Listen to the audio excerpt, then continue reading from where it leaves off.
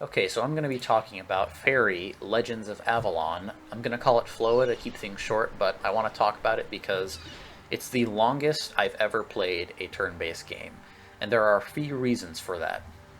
This game pretty much still has the same problems present in all other turn-based games, that being the combat. I find turn-based combat incredibly boring because there's no agency on the part of the player, and so I never feel as if I'm in danger of losing, and even if I did, I would only be upset because of how time-consuming it is to watch the same animations be repeated over and over again. However, Floa does one really simple thing that makes me have more respect for it than any of the other turn-based games I've played. And it's just that it shows you how many and what kind of enemies you're about to fight when you encounter them in the world. So, if next to a chest there are two goblins and a crab, when the screen transitions to turn-based combat, there are going to be two goblins and a crab there. That small level of detail puts it much higher than Honkai Star Rail to me because I find it too immersion breaking. Turn-based combat already breaks the immersion and takes me out of the game. But then to layer on top of that enemies appearing out of nowhere, it's just too much. I hate walking up to one guy in a hallway, smacking him on the ass with a sword, and then having four guys crawl out of his ass, and when the screen transitions, now there's five enemies I have to fight.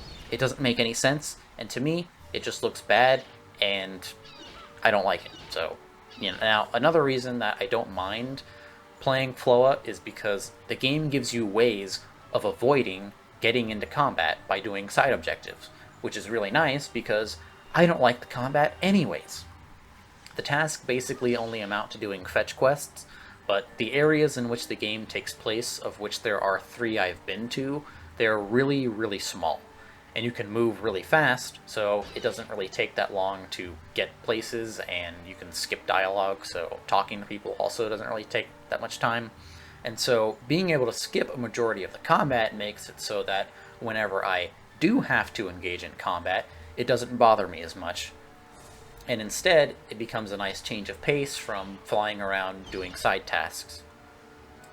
Another thing that I think is a little bit interesting is that you play as a fairy in this game, if that wasn't self-evident from the title, but when choosing what kind of element you want, it actually changes certain physical traits of your fairy. So there are different kinds of wings depending on what element you use, as well as horns and, antenna, like if you're a bug, and even tails.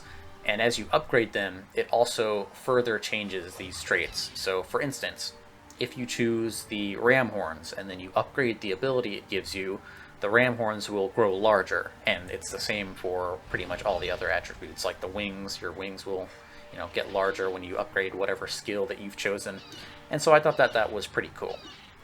But I think the biggest reason I haven't stopped playing Floa is easily because I don't find the implementation of turn-based combat to be egregious.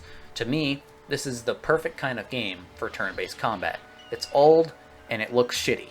So, to me, turn-based combat is a perfect fit because the only kind of games I think it's acceptable to have turn-based combat are card games, board games, and old, shitty-looking games.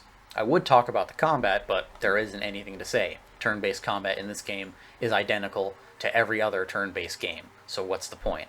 I'm sure there are subtle differences between games, but I'm sure most of them probably aren't important enough to matter. Anyway, I'm going to stop shitting on turn-based games and go finish playing this turn-based game. That's all.